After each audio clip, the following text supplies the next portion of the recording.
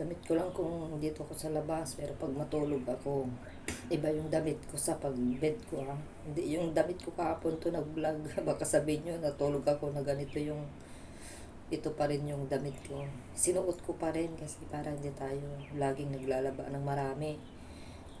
Kung ano yung suot ko ngayon, hindi ginagawa kong 2 beses. Pero pag matulog na, iba na yung suot ko. Oh, iba na. Iba na. Pero tatlong ano yan. Tatlong layer. Tatlo. Tapos tatlo din. 1, 2. Sobrang lamig. Ayun, may ubo pa kasi ako. Kaya ako nag-lemon kasi may ubo pa ako. Ito sobrang ko kagabi. Lagyan ko lang ng warm water. Tulog pa sila. Pero papagising na yun sa 7 na. Na-serve ko na yung pagkain nila.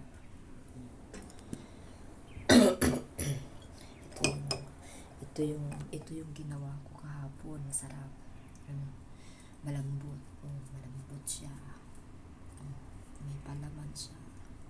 Karne, baboy.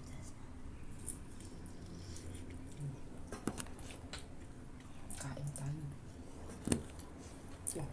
Ang liit. Mais mamaya. Mamaya ko kainin yung mais kasi matigas. Matigas sa akin. Pero malambot yan. Pero ayaw ko kasi umaga. Mahirap ko matunawan. Ito, bigay ng aking kaibigan ng Saturday. Yung ayuda niya. Kaya ako kumain nito kanina kasi ito lemon, maasim. Yun.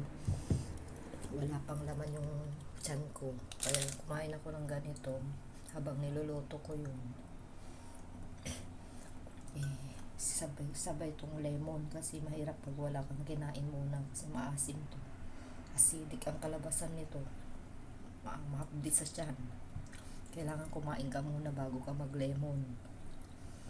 Lemon tea.